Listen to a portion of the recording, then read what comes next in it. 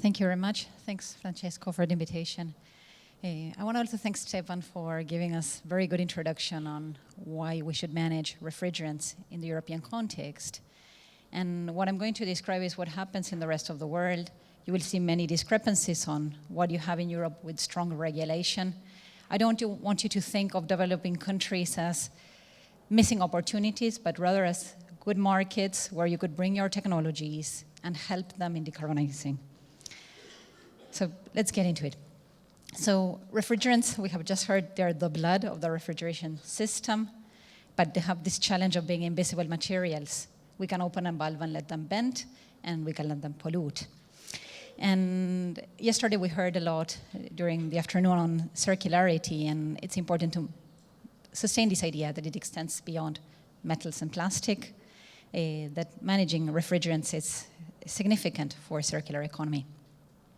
Now, I guess many of you are familiar with the Kigali Amendment and the Montreal Protocol, but just to give you a few words on what this is, it's one of the 10 or 12 multilateral environmental agreements that were approved back in the day in Rio. It's the agreement that protects the ozone layer from ozone-depleting substances. And for the last 10 years, it also includes substances that contribute to climate change, that have high global warming potential. And it's not only my favorite multilateral environmental agreement, it's the most successful one in the world. And why do I say it's the most successful? It has universal ratification. This means absolutely every country in the world has subscribed. It does have its own financial mechanism in which manufacturing countries, like many of the countries you represent, have created a fund to fund consumer countries in handling the phase-out of these substances. And finally, it has penalties. No other environmental agreement has this, and that's probably one of the reasons it's so effective. These are figures from our report that one of the organizations I collaborate with has published recently.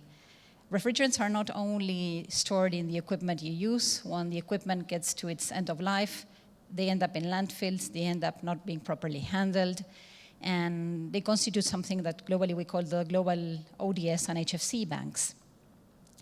So on the left-hand diagram, we see what has happened in developed economies with the introduction of strong policy.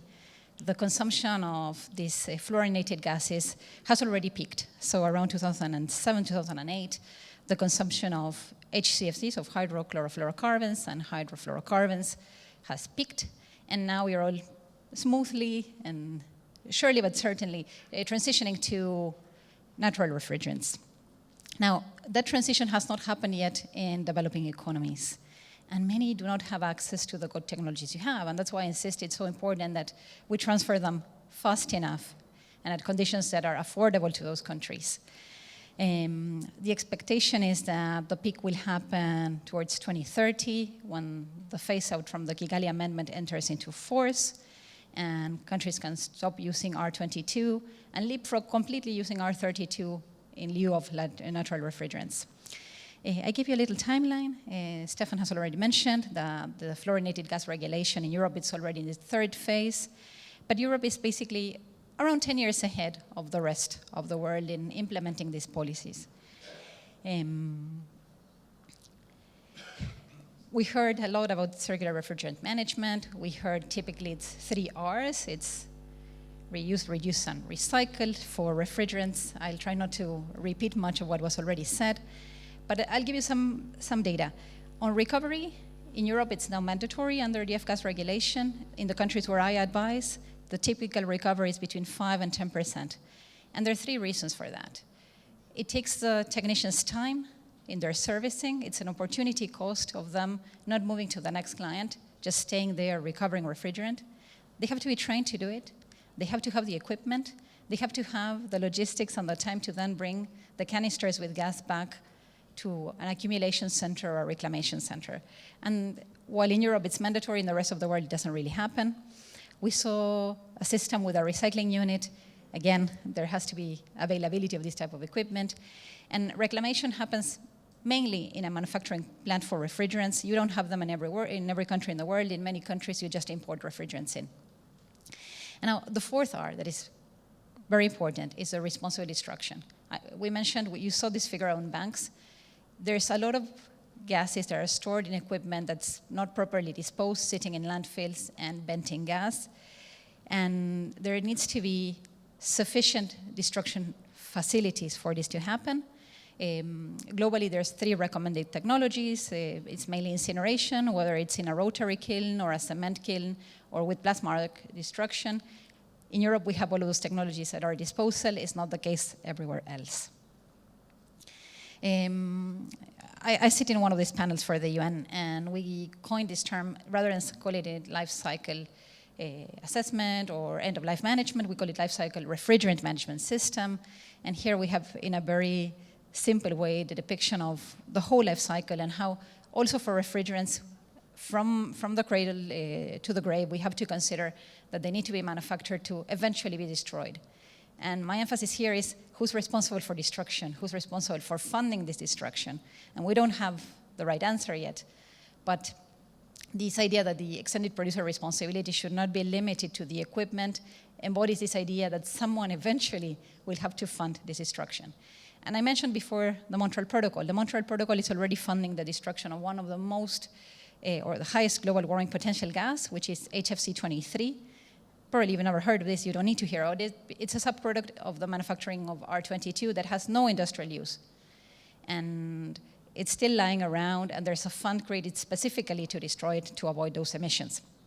But for the rest of the gases, so those that cannot be recovered, then there is this need for someone to consider who's going to pay for that destruction. Here I wanted to give you a graph on the perspective on greenhouse gas emissions from refrigerants, as hydrofluorocarbons have high global warming potential.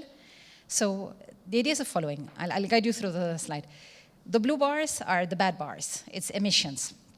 So the light blue is the refrigerant emissions, and the dark blue is the consumption of energy. And the idea of this graph is to say what's going to happen until 2050 when we all committed to the Paris Agreement that we'll have net zero emissions. Can we achieve those net zero emissions in our sector? The answer is we mostly can. The idea is if we do nothing, we have the purple bars. So there's significant growth in our sector. Climate is changing. Middle income economies are growing very fast. Everyone wants to have an AC unit at home. So there is improved access to this type of technology, and if we do nothing, it will more than double the emissions.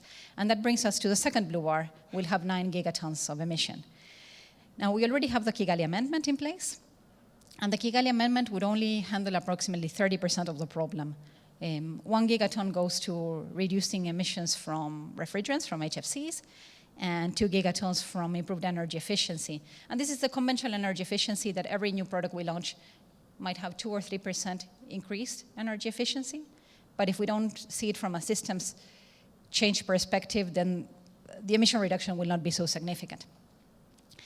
Now, if you consider systems change and you look at measures like passive cooling, higher efficiency products, more efficient systems, and a more rapid HFC phase down, that's what's scheduled until 2045, let's say 2040, then you'll deal with another third of the problem. And finally, there's the green bars. The green bars are those things that are out of the control of this sector, of the ventilation and HVAC sector.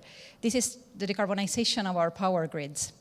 And this is a much bigger debate. But the reality is all of the power we consume would come from renewable energy sources. Then the overall systems consumption will be much lower. Well, eventually, with measures that are available, that are affordable, and that are market ready, we could achieve that net zero that we have all committed to do until 2050. I want to mention some regional and country models in relation to life cycle refrigerant management. Stefan has mentioned a lot about the European Union. I just wanted to say why the actions in the F-gas regulation are so good, and to let you know that in many countries we advise them to use many of the elements of the F-gas regulation. So there's a quota, there's a limit to the amount of these fluorinated gases you can bring into your market. As manufacturers, I guess you all know that. There's the mandatory recovery. There's an obligation to destroy. There's an obligation to have technicians who are certified, and there's control and enforcement, difficult and expensive control and enforcement. The United States has a similar program. In the American Innovation and Manufacturing Act, there's provisions for hydrofluorocarbons.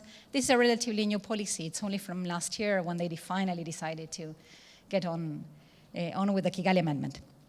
But it's not very different for the Northern Hemisphere countries. Now, I work in countries that are much smaller, that have a lot less means. But let's start with Chile, which is a middle-income country from the OECD.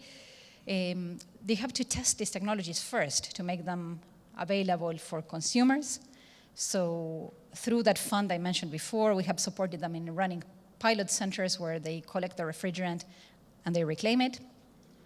We have run national studies to understand what the market size for reclaimed refrigerant would look like, similar to what we have just heard for Central Europe. This is very much necessary.